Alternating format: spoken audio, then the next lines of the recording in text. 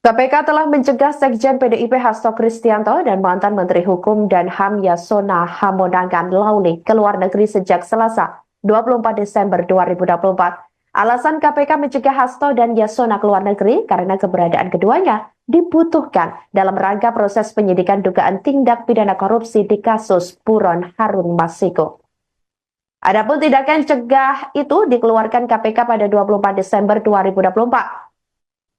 Pihak KPK melalui juru bicara KPK Tessa mengatakan keputusan cegah itu berlaku selama 6 bulan. Sebelumnya KPK resmi mengumumkan Sekjen PDIP Hasto Kristianto sebagai tersangka.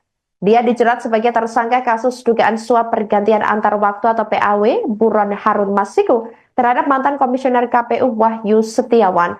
Ia mengatakan Hasto berupaya agar Harun Masiku menjadi anggota DPR melalui PAW.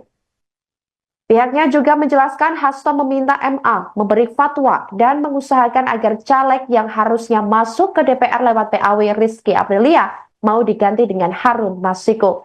Singkat cerita, Hasto melakukan suap ke Wahyu. Dia mengatakan Wahyu merupakan kader partai yang menjadi komisioner KPU.